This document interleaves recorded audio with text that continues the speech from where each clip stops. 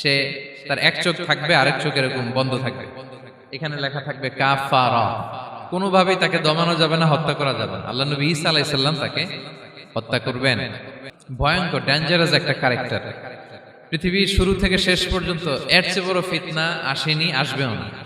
দাজ্জালের ফিতনা। দাজ্জাল চারটা জিনিস দিয়ে আমাদেরকে পরীক্ষায় ফেলবে। সে আমাদেরকে সম্পদ দিয়ে ফিতনায় ফেলবে, যার যা লাগবে সে তাই দিতে পারবে। তো যে ব্যক্তি সূরা কাহাফ তেলাওয়াত করবে, সূরা কাহাফের প্রথম 10 আয়াত বিশেষ করে মুখস্থ রাখবে, আল্লাহ তাআলা উসিমা মিন ফিতনাতিদ দাজ্জাল, দাজ্জালের ফিতনা থেকে তাকে বাঁচাবেন। তো আমরা দাজ্জালের ফিতনা থেকে বাঁচতে চাই কি চাই না? আপনারা অনেকে দেখে থাকবেন যে সূরা কাহাফের মধ্যে একটা শব্দ আছে ওয়ালিয়াতালাত্তাফ। যারা কোরআন পড়েছেন দেখে থাকবেন, না দেখলে আজকে বাসায় যে দেখবেন, একটা শব্দ আছে ওয়ালিয়াতালাত্তাফ। দেখবেন কোরআনের মধ্যে এই শব্দটা বোল্ড করা, মোটা কালি দিয়ে লেখা, bold. This is the middle of the holy Quran. এটা কোরআনের একেবারে মাঝখানে এই শব্দটা। এর আগে যত আয়াত, তারপরে ঠিক তত আয়াত। তো যে ব্যক্তি সূরা কাহাফ তেলাওয়াত করবে, সূরা কাহাফের প্রথম 10 আয়াত বিশেষ করে মুখস্থ রাখবে, আল্লাহ তাআলা উসিমা মিন ফিতনাতিদ দাজ্জাল, দাজ্জালের ফিতনা থেকে তাকে বাঁচাবেন। তা আমরা দাজ্জালের ফিতনা থেকে বাঁচতে চাই কি চাই না? আমরা যেন সূরা কাহাফের প্রথম 10 আয়াত মুখস্থ করি, সূরা কাহাফ যেন জুমার দিন আমরা তেলাওয়াত করি। So now the question arises, what is the relationship of Suratul Kahf with Dajjal? দাজ্জালের সাথে সূরা কাহাফের রিলেশনটার কারণ কি? একটা মেকানিজম তো এখানে আছে। এত সূরা থাকতে রাসূল সাল্লাল্লাহু আলাইহি ওয়াসাল্লাম কেন বলেন যে সূরা কাহাফ পড়লে দাজ্জালের ফিতনা থেকে বাঁচবে? কারণটা কি? এর কারণ হচ্ছে দাজ্জাল আমাদেরকে যে সমস্ত জিনিস দিয়ে ফিতনায় ফেলবে, ওই ফিতনাগুলোর সলিউশন আল্লাহ তাআলা সূরা কাহাফের ভিতরে রেখে দিয়েছেন। দাজ্জাল চারটা জিনিস দিয়ে আমাদেরকে ফিতনায় ফেলবে। দ্যাটস ট্রায়াল অফ ফেথ, এক নাম্বার। ঈমানের পরীক্ষায় সে আমাদেরকে ফেলবে, আমাদের বিশ্বাস নিয়ে ছিনিমিনি খেলবে সে। এটার সলিউশন আছে সূরা কাহাফ, আমি বলবো আস্তে আস্তে। দুই নম্বরে দাজ্জাল আমাদেরকে ফিতনায় ফেলবে the trial of wealth, trial of power, ক্ষমতা দিয়ে সে আমাদেরকে ফিতনায় ফেলবে। দাজ্জাল চারটা জিনিস দিয়ে আমাদেরকে পরীক্ষায় ফেলবে। কয়টা? এক হচ্ছে ঈমানি পরীক্ষা, দুই হচ্ছে সম্পদ দিয়ে পরীক্ষা, তিন হচ্ছে জ্ঞান দিয়ে পরীক্ষা, চার হচ্ছে ক্ষমতা দিয়ে পরীক্ষা। সে ঈমানের পরীক্ষায় আমাদেরকে ফেলবে। সে এসে বলবে আমি তোমার রব, এবং এটা প্রমাণ করার জন্য যা যা দরকার আল্লাহ তাআলা তাকে সব দিবেন, সে সব করতে পারবে। সে বলবে আমি তোমার রব। যদি বিশ্বাস না হয়, তোমার বাবাকে যদি জীবিত করে বিশ্বাস করবে? অনেকে বলবে হ্যাঁ আমার আব্বাকে জীবিত করে দেখান। তো তার বাবাকে ঠিকই সে জীবিত করে ফেলবে। আসলে শয়তান তার বাবার সূরত নিয়ে সামনে দাঁড়াবে। আরে তাই তো, এটাই তো আমার বাবা, এটাই তো আমার দাদা। মানুষ ফিতনায় পড়ে যাবে, ঈমানের ফিতনায়। সে ভাববে আসলে এটাই বোধহয় আমার রব, এবং তাকে এত ক্ষমতা দেয়া হবে, তার ডান দিকে থাকবে জান্নাত, বাঁ দিকে জাহান্নাম। তার কাছে আল্লাহ এটা দিবে। যে তার কথা শুনবে তাকে সে জান্নাতে ঢুকাবে, কিন্তু জান্নাতে ঢুকে সে জাহান্নামের শাস্তি ভোগ করবে। এটা তার বাইরের মানুষ বুঝবে না, অ্যাপারেন্টলি এটা জান্নাত। আর যে তাকে মানবে না তাকে সে জাহান্নামে ফেলবে, কিন্তু জাহান্নামে ঢুকলেও সে জান্নাতের নাজ নেয়ামত ভোগ করবে। তাহলে এই যে ঈমানের ফিতনায় সে ফেলে দিবে আমাদেরকে। তো ঈমান কি করে বাঁচাবো, এটার সলিউশন আমি শোনাবো আপনাদের। দুই নম্বরে সে আমাদেরকে সম্পদ দিয়ে ফিতনায় ফেলবে, যার যা লাগবে সে তাই দিতে পারবে। সে যদি আকাশকে বলে আকাশ বৃষ্টি দাও, যাকে তারা মানবে ওই এলাকায় বৃষ্টি হবে, সুজলা সুফলা শস্য শ্যামলা হবে সে সমস্ত এলাকা, ফল মূলে ভর্তি হবে, বরকত আর বরকত। আর যে এলাকার লোকেরা, জনপদের লোকেরা তাকে মানবে না, সে বলবে ওখানে বৃষ্টি হবে না, হবেও না। ওখানে খরা, দুর্ভিক্ষ, মাটি ফেটে চলছে, মানুষ না খেয়ে মরবে, মহামারী, দুর্ভিক্ষ দেখা দেবে। তখন বিশ্ববাসী মনে করবে এটাই বোধহয় আমাদের রব। তার মানে সম্পদ দিয়ে ফিতনায় ফেলে দিবে। তিন নম্বর হচ্ছে নলেজ, তার জ্ঞানের কাছে গোটা বিশ্ব হার মানবে। পূর্বের পরের যত জ্ঞান আছে সব আল্লাহ তাকে দিবে। ইলমুল আউয়ালিন ওয়াল আখিরিন, এমন কোন প্রশ্ন নেই যেটা দিয়ে তাকে আটকানো যায়। যাই জিজ্ঞেস করবেন সব জানতা, সব বলে দেয়।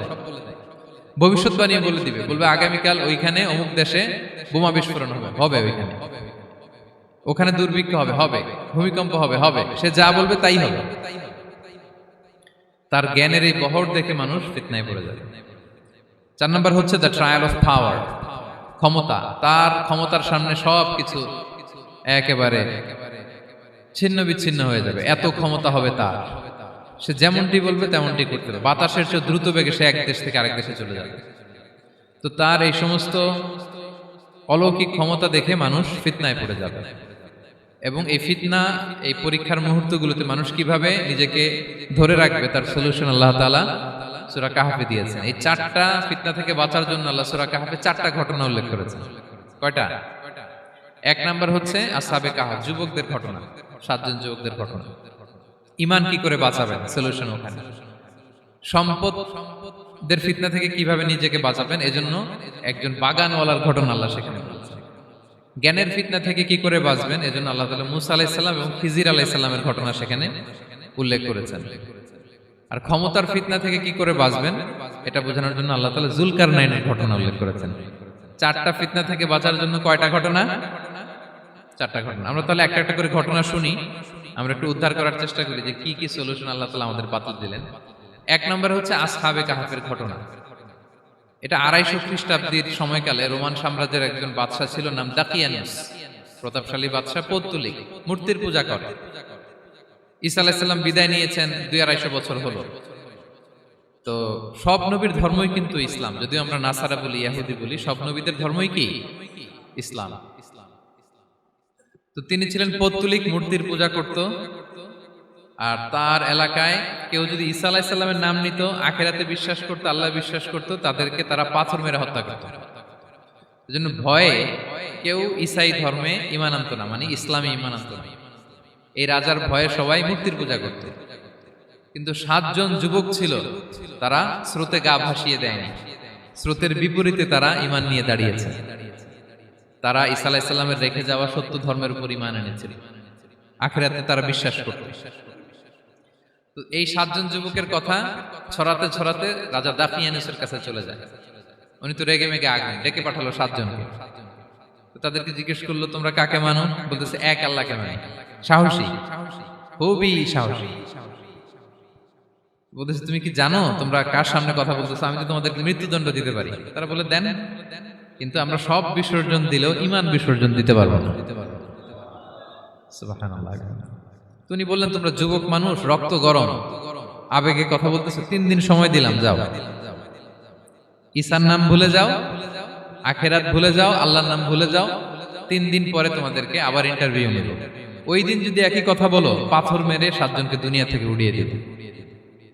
তারা চলে গেল। এবার 7 বন্ধু মিলে পরামর্শ করতে লাগলো, কি করতে পারি আমরা, এই গুণে ধরা সমাজকে আমরা কিভাবে বাঁচাবো, এই পৌত্তলিকতার ছোবল থেকে এই ইফসিস নগরীকে বাঁচাবো কি করে। নগরীটার নাম ছিল ইফসিস নগরী।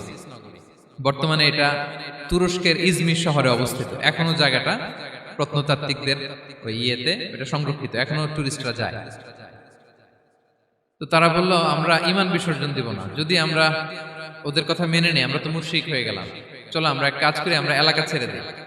এই 7 যুবক আল্লাহর উপর ভরসা করে তারা বাড়ি ঘর, আত্মীয় স্বজন সব ছেড়ে দিয়ে, লোকালয় ছেড়ে দূরে একটা পাহাড়ের ভেতরে আশ্রয় নিল। পাহাড়ের ভেতরে একটা গুহা ছিল, এই গুহা কি আরবিতে বলে আল কাহাফ। কি বলে? এই সূরার নাম কি? সূরাতুল কাহাফ। তো তাদের সাথে সাথে একটা কুকুরও যাচ্ছিল। তারা বারবার তাড়িয়ে দেওয়ার চেষ্টা করতেছিল কুকুরটাকে, যাতে না যায়, কিন্তু কুকুর শুধু কান্না করে তাদের সাথে যাওয়ার জন্য, ঘেউ ঘেউ করতেছিল। এই কুকুরটাকেও সাথে নিল। ভালো মানুষদের সাথে থাকলে কি হয় দেখেন, এই কুকুরের কথা, যেহেতু 7 জন ইমানদারের সাথে একটা কুকুর ছিল, এই কুকুরের কথা আল্লাহ সূরাতুল কাহাফে উল্লেখ করে দিয়েছেন। ওয়া কালবুহুম বাসিতুন যিরাআইহি বিল ওয়াসি। তো তারা ভিতরে গেল, যে প্রচন্ড ক্লান্ত, তারা ঘুমিয়ে পড়ল। কি করলো? এই এক ঘুমে আল্লাহ 309 বছর কাটাই দিলেন। কয়শো 9 বছর? 9 বছর ঘুম, সব ঘুম, প্রচন্ড ঘুম, ঘুম যেন আর কাটে না। 309 বছর পরে এরা জাগলো। এখন খুব ক্ষুধা, ঘুমে আর মোর ভাঙতেছে। আর একজন জিজ্ঞেস করতেছে, কি লম্বা সময় ঘুম দিলাম কোথায় আমরা? একজন বলতেছে, হ্যাঁ মনে সারাদিনই ঘুমাইছি আমরা। আরেকজন বলতেছে, না না সারাদিন না, দিনের কিছু অংশ হয়তো ঘুমাইছি। আসলে কয় বছর ঘুমাইছে? 309 বছর। তো এদিকে সভ্যতার তো চেঞ্জ। এখানে ওই দাকিয়ানুস মরে, এর ছেলে মরে, এর নাতি মরে, পুতি মরে, এখন 6ষ্ঠ নম্বর রাজা আসছে। প্রজন্মের পর প্রজন্ম তো শেষ। 309 বছরে কমপক্ষে 4-5টা জেনারেশন চেঞ্জ হবে। তো জেনারেশন চেঞ্জ হয়ে, এলাকা চেঞ্জ হয়ে, তারা যে স্বপ্ন দেখেছিল এই ইফসিস নগরীতে কালিমার পতাকা উঠবে, তাদের স্বপ্ন আল্লাহ বাস্তবায়ন করেছেন। 309 বছরের ব্যবধানে এই এলাকার সবাই মুসলিম হয়ে গেছে। আল্লাহ চাইছিলেন ওদেরকে দেখাবে, এটা ওদের স্বপ্নটা যে বাস্তবায়ন হয়েছে এটা দেখাবে। তো ঘুম থেকে উঠছে, একজনকে তারা বললো যে লুকায় লুকায় চাদর মুড়ি দিয়ে কিছু রুটি নিয়ে আসো বাজার থেকে, যাতে তোমাকে না চিনে। চাদর মুড়ি দিয়ে যাও। কিছু পয়সা ছিল, মুদ্রা দিয়ে দিস। তো সে যে যখন দোকানদারের কাছ থেকে রুটি নিয়েছে আর মুদ্রা দিছে, দোকানদার বলে এই মুদ্রা কোথা থেকে আসলো?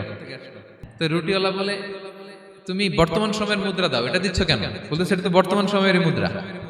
বলতেছে এই যে মুদ্রার মধ্যে দেখো কোন সালের সিল দেওয়া, এটা তো শত শত বছর আগে। বলতেছে কি বলে শত বছর আগে? আমি তো আজকে সকালেই বাজার করলাম, ওই বাজার করে যে টাকাগুলো ছিল ওইটাই তো পকেটে। বলতেছে বলে কি? নিশ্চয়ই তুমি গুপ্তধনের সন্ধান পেয়েছো, হিডেন ট্রেজার। বলো, মানে তার সাথে এদের কথাবার্তা কিছু মিলতেছে না। পরে তাকে ধরে ওই সময়কার রাজার কাছে নিয়ে গেছে। ওই রাজা আবার মুসলিম, সবাই মুসলিম তো হয়। সে যা বলে এরাও কেউ বিশ্বাস করে না, এরাও যা বলে এও বিশ্বাস করে না। আর এলাকা এর বাড়ি ঘর আসবে কোত্থেকে? এর নাতি পুতি যা আছে 5-6 পুরুষ তো মরে সবাই কবরে।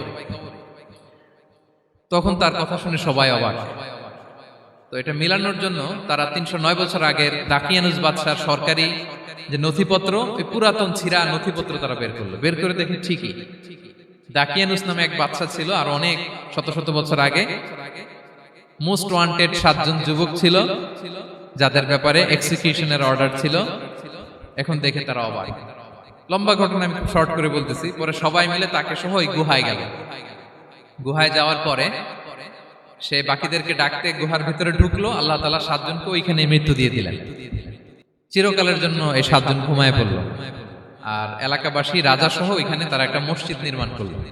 This is the story of আসহাবে কাহাফ। তো এলাকাবাসী যদিও মুসলিম হয়েছিল, কিন্তু আখিরাতের ব্যাপারে তাদের একটা সন্দেহ ছিল যে আসলে মানুষ মরার পরে কি আবার জীবিত হবে? মৃত্যুবরণ করার পরে আবার মানুষ জীবিত হবে? তাদের মনের মধ্যে একটা সন্দেহ ছিল যে আসলে মারা গেলে মানুষ আবার উঠতে পারে। তো তাদের এই সন্দেহ দূর করার জন্য আল্লাহ তাআলা এই 7 জনকে 309 বছর ঘুম পাড়িয়ে আবার জীবিত করলেন। সুবহানাল্লাহ বিহামদিহি।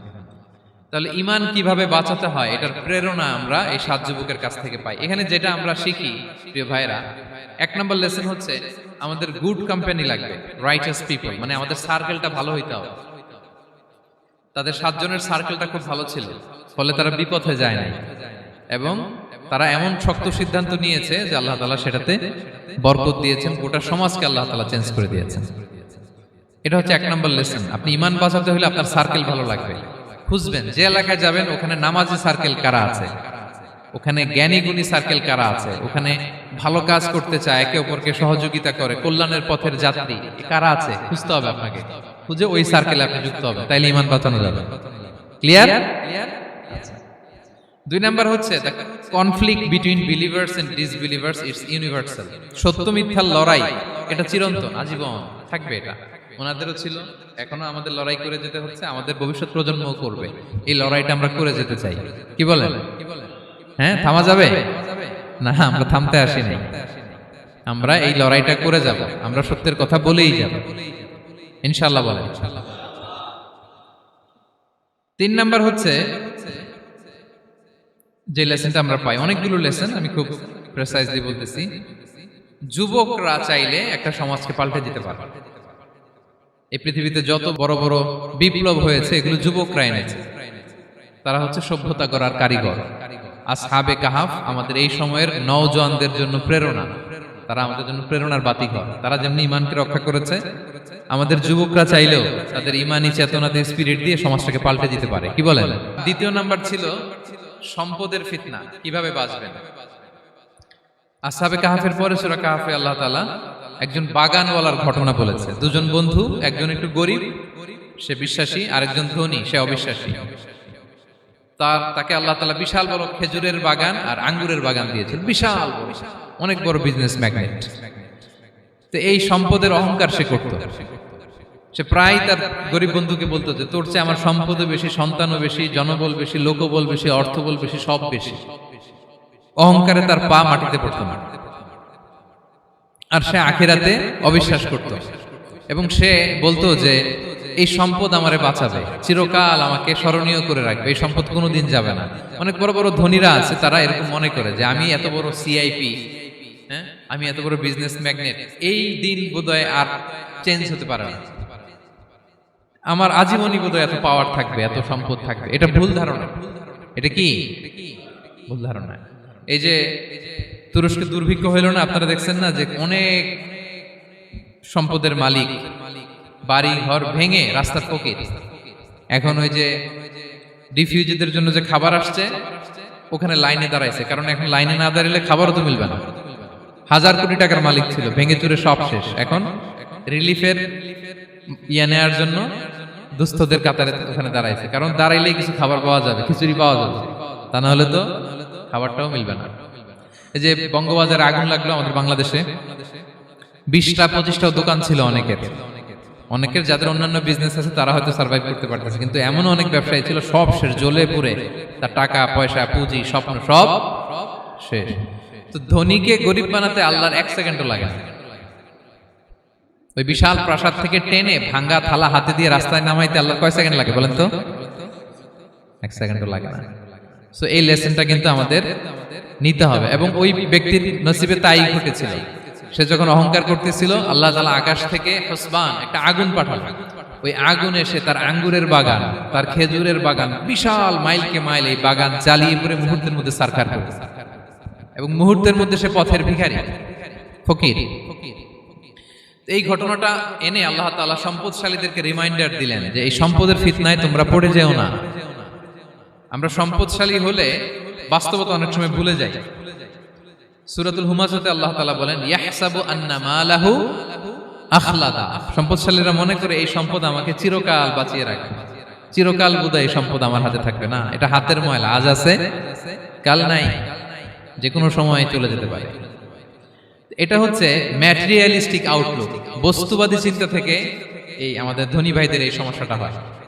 ভোগবাদী চিন্তার প্রভাব আর কি। সম্পদ যখন হাতে থাকে ধরাকে সরাজ্ঞান করে, মনে করে যে সবই আমার কন্ট্রোলে। না, আপনারে ওই গরিবের কাতারে আনতে, ওই রিলিফের সম্পদ নেয়ার জন্য ওই লাইনে দাঁড় করাইতে আল্লাহর 1 সেকেন্ডও লাগে না।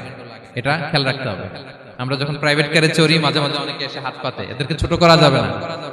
গল্পটা আল্লাহ ভিন্ন করতে আল্লাহর 1 সেকেন্ডও লাগে না। ওইদিকে আমি দাঁড়ায় হাত পাততাম আর উনি প্রাইভেট কারে বসে থাকতো, আল্লাহ চাইলে এরকম করতে পারতেন না?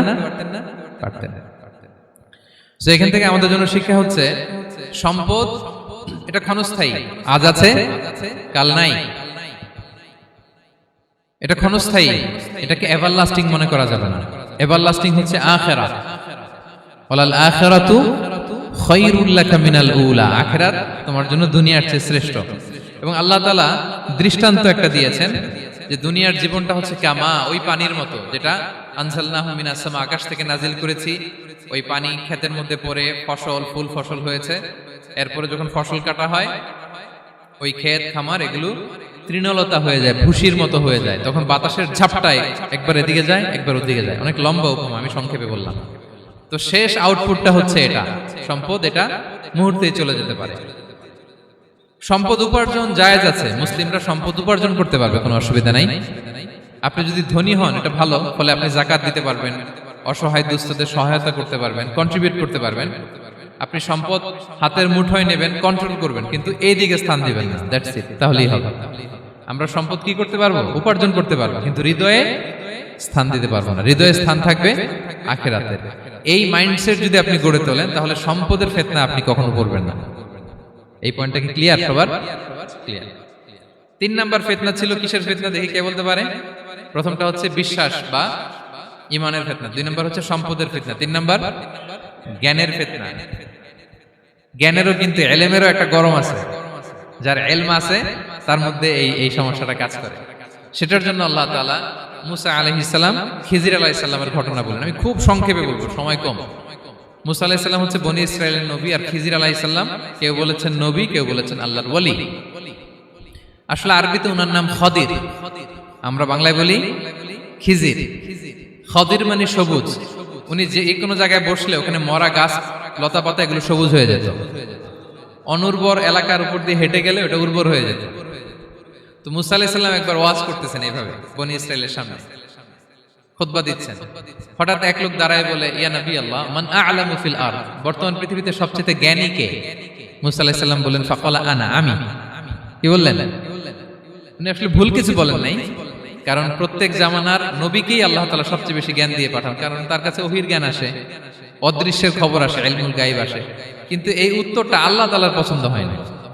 আল্লাহ তাআলা চাচ্ছিলেন মুসা যদি বলতো আল্লাহ তাআলাই জানে কে জ্ঞানী বা আল্লাহই সবচেয়ে জ্ঞানী, এরকম হলে ভালো হতো। কিন্তু মুসা আলাইহিস সালাম কি বলছে? আমি। এখন প্রশ্ন করলো সবচেয়ে বড় জ্ঞানী কে? উনি কি বললেন? আমি। এই যে আমি এটাতে ঝামেলা আছে। আমি বড়, আমি জানি, আমি সব, দিস ইজ প্রবলেমেটিক। আল্লাহ এটা পছন্দ করলেন না। আল্লাহ তাআলা মুসা আলাইহিস সালামকে বললেন, মুসা তুমি যে বলছো তুমি জ্ঞানী, না তুমি জ্ঞানী না, তোমার চেয়ে বড় জ্ঞানী আছে। মুসা আলাইহিস সালাম বলে, তাই নাকি? আমার চেয়ে বড় জ্ঞানী কে? তো আল্লাহ তাআলা বললেন, ইযহাব ইলা মাজমাইল বাহরাইন, দুই সাগর বা দুই নদীর মিলনস্থলে যাও, ওখানে আমার এক বান্দা আছে তোমার চেয়েও জ্ঞানী। মুসা আলাইহিস সালাম বললেন, তাই নাকি? তো আল্লাহ আমি কিভাবে চিনি উনি কোথায় থাকে, কিভাবে বুঝবো? আল্লাহ বললেন, একটা বড় মাছ নাও, এটাকে ফ্রাই করো, এটাকে ফ্রাই করে একটা ঝুড়ির ভেতরে নাও, যেখানে এই মাছটা সাগরে ঢুকে যাবে ওখানে আমার বান্দাকে পাবে। তো উনি ওনার সহযোগী ইউশা ইবনে নুনকে নিয়ে হাঁটতে লাগলেন। হাঁটতে হাঁটতে এক জায়গায় ক্লান্ত হয়ে পাথরের পাশে বিশ্রাম নিলেন। ওই পাথর থেকে আবার এক ধরনের পানি বের হয়, এই পানিটারে বলে আবে হায়াতের পানি, মা উল হায়াত, জীবন নদীর পানি। এই পানি কোনো মৃত প্রাণী বা বস্তুর গায়ে লাগলে ওটা জীবিত হয়ে যায়। তো ওনারা পাথরে হেলান দিয়ে বিশ্রাম নিচ্ছিলেন, ওই পানি ওই ফ্রাই করা মাছের গায়ে লাগার সাথে সাথে মাছ জীবিত হয়ে ঝুড়ি থেকে বের হয়ে সাগরে ঢুকে গেছে। ওনারা আর খেয়াল করেন না। এরপর আবার হাঁটতে লাগলেন। হাঁটতে হাঁটতে যখন ক্লান্ত শ্রান্ত, তখন বলে, এই ইউশা আমাদের ওই মাছ ফ্রাই মাছটা দাও, এখন খাই। ঝুড়ি খুলে দেখে মাছ নাই। মাছ গেল কোথায়? তখন ইউশা বলল, হয়তো আমরা যে পাথরের ওখানে বিশ্রাম নিয়েছিলাম ওখানে আমরা মিসিং, ওখানে হারাই ফেলছি। চলো চলো, আরে ওইদিকে তো যাইতে হবে আমাদের। উনি গেলেন, যে দেখে মাছ যে জীবিত হয়ে বালুর এদিকে নাড়াচাড়া করতে করতে সাগরে ঢুকে গেছে, ওখানে দাগ আছে। মুসা আলাইহিস সালাম ঢুকলেন সুরঙ্গ, ঢুকে দেখে চাদর গায়ে দিয়ে এক লোক শুয়ে আছে। সালাম দিলেন, আসসালামু আলাইকুম। ওই লোক চাদর আর সরায় না, ভিতর থেকে বলতেছে ওয়ালাইকুম আসসালাম। তো চাদরের ভিতর থেকে উনি বলে, মান আন, তুমি কে? মুসা আলাইহিস সালাম বললেন, আনা মুসা, আমি মুসা। উনি বলেন, মুসা বনি ইসরাইল, বনি ইসরাইলের মুসা? বললেন, হ্যাঁ। কেন এসেছো? এবার চাদর খুললেন, বলতেছে আপনার কাছ থেকে কিছু শিখতে আসছি। আল্লাহ বলছে আপনি নাকি সবচেয়ে বড় জ্ঞানী। আমি ভুল করে বলে ফেলছিলাম আমি, আল্লাহ বলছেন যে আপনি নাকি জ্ঞানী। বলতেছে না, তুমি আমার জ্ঞান নিতে পারবে না, ওই ধৈর্য শক্তি তোমার নাই। মুসা আলাইহিস সালাম বললেন যে আপনি যে কোনো শর্তে আমাকে একটু রাখেন কয়েকদিন, আপনার সাথে আমি রাজি। বললেন না, তুমি পারবে না। মুসা আলাইহিস সালাম জোর করতে লাগলেন। অবশেষে খিদির আলাইহিস সালাম রাজি হলেন। বললেন, শর্ত হচ্ছে আমি যাই করি আর না করি আমাকে কোনো প্রশ্ন করা যাবে না। মুসা আলাইহিস সালাম বললেন, ওকে। সফর শুরু হলো। সামনে নদী, এক লোক তাদের নৌকা দিয়ে নদী পার করাই দিল। নদী পারাপারের পর খিজির আলাইহিস সালাম লাঠি দিয়ে নৌকার তলাটা ছিদ্র করে দিলেন। মুসা আলাইহিস সালাম বললেন, ইন্না লিল্লাহি, এটা আপনি কি করলেন? ওরা আমাদেরকে নদী পার করে দিল, আর যে ভাড়াটা আসছিল এটাও নিল না, আমাদেরকে সম্মান দেখালো, আপনি নৌকা ছিদ্র করে দিলেন। খিজির আলাইহিস সালাম বলছে, এই যে আমি বলছিলাম না তুমি ধৈর্য ধারণ করতে পারবে না, যাও তোমার রাস্তায় তুমি, আমার রাস্তায় আমি। মুসা আলাইহিস সালাম আবার ক্ষমা চাচ্ছেন যে আপনি আমার ক্ষমা করেন, আমি তো ভুলে গেছি, আর প্রশ্ন করবেন না। চলতে লাগলেন। হঠাৎ বাচ্চারা খেলতেছে, এক বাচ্চাকে ধরে হত্যা করলেন খিজির আলাইহিস সালাম। এবার তো মুসা আলাইহিস সালাম রেগে গেছে, আপনি করলেনটা কি? নিষ্পাপ ফুলের মতো শিশুকে হত্যা করলেন। খিজির আলাইহিস সালাম বলে, এই যে আমি জানতাম যে তুমি ধৈর্য ধারণ করতে পারবে না, তোমার রাস্তা এক, আমার রাস্তা এক, যাও। এবার মুসা আলাইহিস সালাম করজোর করতেছে যে this is the last chance, একটা ফাইনাল চান্স দেন, একটা সুযোগ দেন, আর আমি প্রশ্ন করব না, এটাই লাস্ট। বলেন, ওকে ঠিক আছে। হাঁটতে হাঁটতে এক ইহুদি বসতির সামনে যে হাজির, দুজনই খুব ক্ষুধার্ত, খাবার চাইলো, এরা আবার কৃপণ, খাবার দিল না। তো খিজির আলাইহিস সালাম বললেন, ঠিক আছে, খাবার যেটা দিচ্ছেন আমরা চলে যাই। যাওয়ার পথে দেখতেছে এই এলাকার একটা দেয়াল ভেঙে পড়ে যাবে। তিনি বললেন, মুসা চলো এটা ঠিক করে দেই। দুইজন মিলে প্রচন্ড ক্ষুধায় এটা সেটা এনে দেয়ালটা তৈরি করতেছে। মুসা আলাইহিস সালাম তো এমনিই রাগী, পেটে আবার ক্ষুধা, আবার বলছে কিছু বলাও যাবে না। তিনি এবার আর প্রশ্ন করেন, বলতেছে ওরা এত কিপটামি করলো আর আপনি এটা করে দিলেন, আপনি তো চাইলে এটা টাকা নিতে পারতেন, পারিশ্রমিক নিতে পারতেন চাইলে। এই কথা বলার পর খিজির আলাইহিস সালাম বললেন, হাযা ফিরাকু বাইনি ওয়া বাইনি, এখানেই তোমার আর আমার সেপারেশন, আর সামনে আগানো যাবে না, তোমার কোনো ধৈর্যই নেই। তো এতটুকু তোমাকে আমি বলি যে আমি একটাও আল্লাহর আদেশ ছাড়া করি নাই, আল্লাহর আদেশে আমি করেছি। কি? এক নম্বর হচ্ছে ওই যে আমাদের ভাড়া নিতে চাইলো না, আমাদেরকে পার করে দিল, নৌকাটা ছিদ্র করেছি কারণ এই এলাকায় একজন জালিম বাদশা আছে, সে নৌকা পেলেই গরিব মাঝিদের নৌকা সিজ করে নিয়ে যায়। তো এটাকে যখন তলায় ছিদ্র করে দিছি, এই রাজার লোকেরা এসে দেখবে যে এটা তলা ছিদ্র, তো পানি ঢুকতেছে, এটা আর নিবে না, ওরা পরে সামহাও এটা রিপেয়ার করে চালাইতে পারবে। মুসা আলাইহিস সালাম বলে সুবহানাল্লাহ, তাই তো, এটা তো আমি বুঝতে পারি নাই। আর ওই ছোট শিশুটাকে হত্যা করছি, ও অনেক বড় জালিম হবে এলাকা, তার ফিতনায় এলাকাবাসী তটস্থ থাকবে, সে তার মা বাবাকেও জাহান্নামে নেবে। এজন্য আল্লাহ তাআলা আদেশ দিয়েছেন আমাকে, আল্লাহর আদেশে আমি তাকে হত্যা করেছি। মুসা আলাইহিস সালাম বললেন তাই তো, এটা তো অনেক ভালো কাজ করছেন। তাইলে তো বলতেছে তাহলে ওইটা বলেন, খাবারও দিল না, এত কৃপণ, এদের দেয়াল কেন ঠিক করতে গেলেন আপনি? তখন তিনি বললেন যে আসলে এটা একটা ইয়াতিমদের ঘর ছিল, দুইটা ইয়াতিম শিশু, তাদের বাবা মা খুব ভালো ছিল, আর এই দেয়ালের নিচে আছে গুপ্তধন, এই দেয়ালটা পড়ে যাবে, এই গুপ্তধন তারা ছোট মানুষ নিতে পারবে না, এলাকাবাসী তাদেরকে বঞ্চিত করে নিয়ে যাবে। আমি দেয়াল গড়ে দিলাম যাতে করে তারা যখন প্রাপ্তবয়স্ক হয় নিজেদের সম্পদ নিজেরা বুঝে নিতে পারে। সুবহানাল্লাহ বিহামদি। মুসা আলাইহিস সালাম বলে তাই তো, এগুলো তো আমি বুঝতে পারি নাই। তো এই ছিল খুব সংক্ষিপ্ত পরিসরে মুসা আলাইহিস সালাম খিজির আলাইহিস সালামের ঘটনা। তো রাসূল সাল্লাল্লাহু আলাইহি ওয়াসাল্লাম বুখারীতে একটা চমৎকার কথা বলেছেন, তিনি বলেছিলেন ওয়াদিদনা আন্না মুসা সাবার হাত্তা ইউকাসসা আলাইনা মিন আমরিহিমা। রাসূল সাল্লাল্লাহু আলাইহি ওয়াসাল্লাম বলেছিলেন ইস, আমার ভাই মুসা যদি আরেকটু ধৈর্য ধরতো তাহলে আরো কিছু অজানা তথ্য আমরা জানতে পারতাম। এখান থেকে, এই ঘটনা থেকে আমরা কি শিখলাম? প্রথম যেটা আমরা শিখলাম, জ্ঞান নিয়ে বড়াই করতে নেই, ঠিক কিনা? জানার কোনো শেষ নেই, জাননেওয়ালার উপরও জাননেওয়ালা আছে, জ্ঞানীর উপরও জ্ঞানী আছে। আপনি কিছু জেনেই মনে করবেন না আমি সব জানি, আপনার চাইতেও বেশি জ্ঞানী অনেকে আছে। অনেক সময় বক্তার চাইতেও শ্রোতারা অনেক জ্ঞানী। হয়তো এখানে এমন অনেক জ্ঞানী লোক আছে যার ধারে কাছেও আমরা কেউ নেই, হতে পারে। সো আমি সব জানি, এটা ভুল, এটা শয়তান বলে। এটা কে বলে? শয়তান বলে। আবু নাওয়াস একটা কবিতা লিখেছেন, ওয়াকুল্লি মান ইয়াদঈ ফিল ইলমি ফালসাফাতান হাবাসতা শাইআন ওয়া গাবাত আনকা আশিয়াউ। কেউ যদি বলে আমি সব জানি, তুমি তাকে বৃদ্ধাঙ্গুলি দেখিয়ে বলো আপনি কিছুই জানেন না, আপনি অল্প কিছু জেনেছেন, জানার এখনো অনেক বাকি। তাহলে মুসা আলাইহিস সালামের এই ঘটনা জিজ্ঞেস করা হলো কে জ্ঞানী, উনি বললেন আমি জ্ঞানী। এরকম কি আমরা কখনো বলবো না? সবচাইতে বড় জ্ঞানী কে? ওয়া ফাওকা কুল্লি যী ইলমিন আলিম। সবচাইতে বড় জ্ঞানী আল্লাহ তাআলা। সো জ্ঞান নিয়ে আমরা অহংকার করব না। দুই নাম্বার যে শিক্ষাটা আমরা পাই, ওই যে নৌকা দিয়ে পারাপার হচ্ছিল, তখন একটা চড়ুই পাখি এসে সাগরের মধ্যে মুখ দিয়েছিল। তো খিজির আলাইহিস সালাম বললেন মুসা, তুমি কি চড়ুই পাখিটা দেখতে পাচ্ছ? হ্যাঁ দেখতে পাচ্ছি। চড়ুই পাখিটা যে সাগরে মুখ দিয়ে দেখতে পাচ্ছ? হ্যাঁ দেখতে পাচ্ছি। তখন খিজির আলাইহিস সালাম বললেন চড়ুই পাখিটা সাগরে মুখ দিয়ে পানি খাওয়ার পরে চড়ুই পাখির ঠোঁটে বা চঞ্চুতে যতটুকু পানি লেগে আছে, এই পানিটা হচ্ছে তোমার, আমার এবং মহাবিশ্বের আমাদের সকলের জ্ঞান। আর এই মহাসাগরের সকল পানি হচ্ছে আল্লাহ তাআলার জ্ঞান। আল্লাহ তাআলা বলেছেন ওমা উতিতু মিনাল ইলমি ইল্লা কালিলা। আমি তোমাদেরকে একেবারে অল্প জ্ঞান দিয়েছি, একেবারে অল্প। এই রহস্যে ঘেরা এই মহাবিশ্বের অনেক কিছু আমাদের অজানা। প্রিয় ভাইরা, আমরা অনেক কিছু জানি না, আমাদের এই লিমিটেড নলেজ এগুলো ধরে না, তারপর আমরা জ্ঞানের বড়াই করি। আপনারা উপমাটা বুঝতে পারছেন? একটা নৌকা থেকে চড়ুই পাখি ঠোঁট দিয়ে পানি খাচ্ছে, পানি খাওয়ার পরে স্বভাবতই চড়ুই পাখির ঠোঁটে একটু পানি তো লাগবে। খিজির বললেন যে এই পানিটা হচ্ছে তোমার, আমার, পৃথিবীর সবার জ্ঞান, আর এই সাগরের বাকি পানিগুলো কার জ্ঞান? এবার বুঝতে পারছেন আল্লাহ তাআলার জ্ঞানের পরিধি। আমরা জ্ঞান নিয়ে যেন কখনো কি না করি, বড়াই না করি। জ্ঞান দুই ধরনের, একটা বাহ্যিক জ্ঞান, একটা অন্তর্নিহিত জ্ঞান। External knowledge, internal knowledge. আমরা যখন কোরআন হাদিস পড়ি আমাদের বাহ্যিক জ্ঞান অর্জন হয়। কোরআন হাদিস পড়লেই আপনি জ্ঞানী হয়ে যান। এটা কোরআন হাদিস পড়তে হয়, এটা ডাইজেস্ট করতে হয়, এটার উপর আমল করতে হয়। এই জ্ঞান অর্জন শেষে এরপরে আল্লাহর প্রিয় বান্দাদেরকে আল্লাহ অন্তরে ইলমের নূর দেন, ইলহাম দেন। That is the knowledge, that is the pure knowledge. আপনি হাফেজে কোরআন হয়ে ভাইবেন না আপনি সব জানেন, আপনি বুখারী মুখস্থ করে ভাইবেন না সব জানেন। এই সব জ্ঞান অর্জন করার পরে ইলমের নূর হাসিল হয়, সেটা আল্লাহ সবারে দেয় না। সো এই অন্তর্নিহিত জ্ঞান, দূরদৃষ্টি, farsightedness, that is the pure knowledge. এটার জন্য বছরের পর বছর, যুগের পর যুগ সাধনা করতে হয়। সেটার জন্য এই জ্ঞান অর্জনের জন্য তিনটা জিনিস করতে হয় ইলমের নূর অর্জনের জন্য। কয়টা? এক হচ্ছে বিনয়, দুই হচ্ছে সফর, তিন হচ্ছে সবর। আবার বলি, এক হচ্ছে বিনয়, দুই হচ্ছে সফর, তিন হচ্ছে সবর। আল্লাহ তাআলা আল্লাহর নবীকে তাওরাত দেওয়ার পরেও আরো ট্রেনিং সেশন করাইছেন খিজির আলাইহিস সালামের কাছে, যে যাও ওনার কাছে গেলে তুমি ছোট হবা, নত হবা। জ্ঞান যদি আমি নিতে চাই আমাকে ছোট হইতে হবে।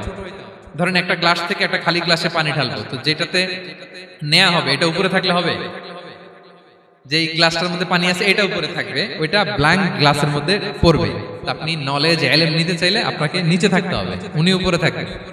আপনার শায়েখ আপনাকে দিবে, আপনার উস্তাজ আপনাকে দিবে, আপনার মুর্শিদ আপনাকে দিবে। বুঝতে পেরেছেন? তাহলে আমাদেরকে হাম্বলনেস লাগবে, শিখতে হইলে হাম্বল হইতে হয়, বিনয়ী হইতে হয়। আচ্ছা, 2 নাম্বার সফর করতে হয়। এটাও আল্লাহ মুসা আলাইহিস সালামকে দিয়ে করাইছেন, যাও পিছে পিছে উস্তাদের পিছে পিছে ঘুরো। ধৈর্য লাগবে, ধৈর্যের বলে বলিয়ান হলে তখনই আপনার মধ্যে ইলম আসবে। তাহলে জ্ঞানের ফিতনায় পড়ার আর আমাদের কোনো সম্ভাবনা আছে? আমরা বিনয়ী হব, আমরা জ্ঞান আল্লাহর দিকে ফিরাই দেব, আমরা বলবো উনি সবচেয়ে ভালো জানেন। পারা যাবে তো ইনশাআল্লাহ? আচ্ছা, আমি একেবারে শেষ পর্যায়ে চলে আসছি, 2-1 মিনিটের মধ্যে শেষ করে দিচ্ছি। 3 নাম্বার ছিল কিসের ফিতনা? 4 নাম্বার ক্ষমতার ফিতনা। এই ফিতনা থেকে বাঁচার জন্য সর্বশেষ আল্লাহ তাআলা যুলকারনাইনের ঘটনা বলেছেন। অনেক বড় বাদশা ছিলেন, পৃথিবীতে 4 জন বাদশা গোটা বিশ্ব শাসন করেছেন, 2 জন কাফির, 2 জন মুমিন। কাফির একজন হচ্ছে নমরুদ, যিনি ইব্রাহিম আলাইহিস সালামকে আগুনে ফেলেছিলেন। আরেকজন হচ্ছে বখতে নাসার, যাকে ইংরেজিতে বলে নেবুচারনেজার দ্য সেকেন্ড, দ্বিতীয় নেবুচারনেজার। তারা কোনো নির্দিষ্ট এরিয়ার বাউন্ডারির বাদশা না, গোটা বিশ্বের বাদশা ছিলেন। এই 2 জন কাফির। আর 2 জন বাদশা ছিলেন গোটা বিশ্বকে শাসন করেছেন, তারা ছিলেন মুমিন। একজন হচ্ছে সুলাইমান আলাইহিস সালাম, আল্লাহর নবী। আরেকজন হচ্ছে যুলকারনাইন, গোটা বিশ্ব শাসন করেছেন, প্রাচ্য থেকে পাশ্চাত্য সব জায়গায় তিনি গিয়েছেন, ইসলামের বাণী প্রচার করেছেন, জালিমদেরকে শায়েস্তা করেছেন। তো এরকম দিক বিদিক তিনি জয় করতেছিলেন। অনেকে যুলকারনাইনকে আলেকজান্ডার দ্য গ্রেটের সাথে গুলিয়ে ফেলে না। ম্যাসিডোনিয়াতে যে আলেকজান্ডার দ্য গ্রেট ছিল, উনি আর যুলকারনাইন এক নন। যুলকারনাইন হচ্ছে আল্লাহ তাআলার প্রিয় একজন বান্দা, অনেক বড় সাহসী বীর পুরুষ ছিলেন, গোটা বিশ্বে ইসলাম প্রচার করেছেন।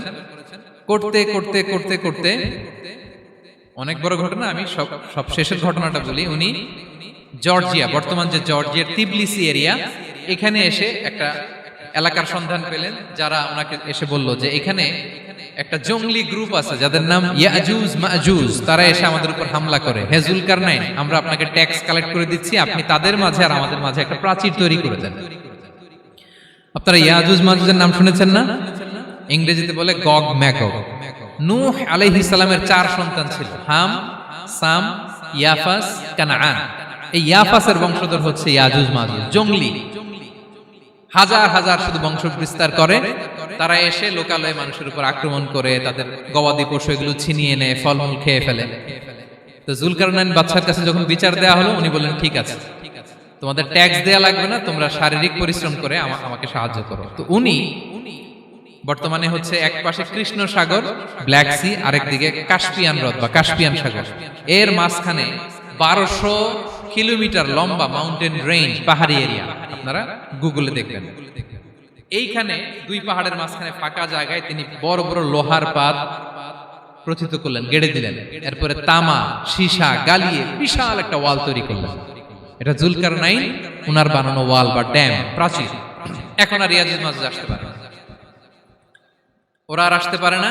ওরা প্রতিদিন এটা ভাঙার চেষ্টা করে, কিন্তু ভাঙতে ভাঙতে আরেকটু ভাঙলেই ভেঙে যাবে।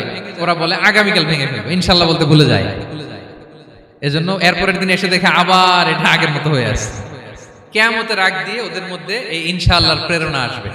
তাদের একজন বলে উঠবে আগামীকাল ইনশাআল্লাহ আমরা এটা ভেঙে খান খান করে দেব, ঠিকই ভেঙে ফেলবে। তখন তারা ভেঙে চুরে কুটি কুটি ইয়াজুজ মাজুজের দল এসে হামলে পড়বে। সামনে পড়বে তাবারিয়া সাগর, একদল এসে তাবারিয়া সাগর এমন ভাবে খাবে, এই দল যাওয়ার পরে আরেক দল এসে এখানে যে সাগরে যে পানি ছিল এটা কল্পনাই করতে পারবে না। তারা পৃথিবীতে ফিতনা ফাসাদ করবে। ঈসা আলাইহিস সালাম তখন আসবেন, দোয়া করবে আল্লাহ তাআলার কাছে মুমিনরা, একটা মহামারী দিবে আল্লাহ তাআলা ইয়াজুজ মাজুজের মধ্যে, ওরা মরে যাবে সব। এরপর বিশাল এক পাখি এসে তাদেরকে আল্লাহর মর্জি মাফিক এমন এক জায়গায় ফেলে আসবে, কেউ জানবে না।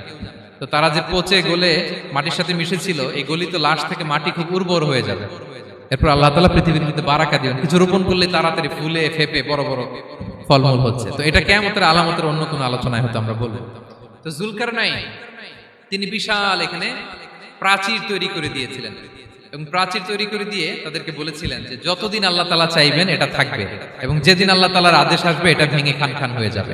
তার মানে দেখেন এত পাওয়ারফুল, এত শক্তিশালী, এত ক্ষমতাধর হওয়ার পরেও তিনি তার ক্ষমতাকে কার দিকে ফিরিয়ে দিয়েছেন? যে আল্লাহ যতদিন চাইবে এই প্রাচীর টিকে থাকবে, যেদিন আল্লাহ তাআলার আদেশ আসবে এই প্রাচীর ভেঙে খান খান হয়ে যাবে। সো আমরা ক্ষমতার দেখা পেলে, চেয়ার একটা পেলে আমরা যেন জালিম হয়ে না উঠি, এটা হচ্ছে এখান থেকে শিক্ষা। আমরা যেন জুলুম না করি। উনি সম্পদের মালিক ছিলেন, ক্ষমতার মালিক ছিলেন, কিন্তু উনি যে আল্লাহর বান্দা এটা ভুলে যান নাই। আমরা যখন ক্ষমতাশীল হই, আমরা যখন প্রধানমন্ত্রী হই, আমরা যখন প্রেসিডেন্ট হই, আমরা যখন পাওয়ারফুল হই, আমাদের সবচেয়ে বড় পরিচয় যে আমরা আব্দুল্লাহ, আল্লাহর গোলাম, এটা আমরা ভুলে যাই। আমাদের আসল পরিচয় কি? আমরা আল্লাহর গোলাম। আমরা যে আল্লাহর গোলাম, এই চিন্তাটা, এই সেন্সটা যদি আমাদের মাথায় থাকে তাহলে ক্ষমতা আমাদেরকে দাম্ভিক বানাতে পারে না, আর ওই ক্ষমতা আমাদেরকে ফিতনায়ও ফেলবে না। তাহলে সম্মানিত সুধী, দাজ্জাল কয়টা জিনিস দিয়ে আমাদেরকে ফিতনায় ফেলবে? চারটা। দ্য ট্রায়াল অফ ফেইথ, ইমানের পরীক্ষা; দ্য ট্রায়াল অফ ওয়েলথ, সম্পদ দিয়ে পরীক্ষা; দ্য ট্রায়াল অফ নলেজ, জ্ঞানের পরীক্ষা; দ্য ট্রায়াল অফ পাওয়ার, ক্ষমতার পরীক্ষা। আর ইমানের পরীক্ষায় উত্তরণের জন্য আল্লাহ তাআলা আমাদেরকে এই সূরায় আসহাবে কাহফের ঘটনা শুনিয়েছেন, যে 7 জন যুবক তারা তাদের ইমানকে হেফাজত করেছিল। সম্পদের ফিতনা থেকে বাঁচানোর জন্য আল্লাহ তাআলা আমাদেরকে এক বাগানওয়ালার কাহিনী জানিয়েছেন, যে সম্পদ পেয়ে তোমরা দাম্ভিক হয়ে যাও না, এটা আজ আছে কাল থাকবে না। জ্ঞানের পরীক্ষা থেকে আমাদের মুক্তির জন্য আল্লাহ তাআলা অনেক বড় করে আল্লাহ নবী মুসা আলাইহিস সালাম এবং খিজির আলাইহিস সালামের ঘটনা শুনিয়েছেন, আমাদের বুঝিয়েছেন যে আমাদেরকে বিনয়ী হতে হবে, জ্ঞানের জন্য সফর করতে হবে এবং সবর করতে হবে। সবশেষে আল্লাহ তাআলা ক্ষমতার ফিতনা থেকে বাঁচানোর জন্য ক্ষমতাধর, আমরা তো একটা দেশের মালিক হই এখন, অমুক দেশের প্রেসিডেন্ট, অমুক দেশের প্রধানমন্ত্রী, উনি গোটা বিশ্বের প্রতাপশালী রাজা ছিলেন জুলকারনাইন। তারপরেও উনি যে আব্দুল্লাহ, উনি যে আল্লাহর গোলাম, এটা তিনি ভুলে যাননি।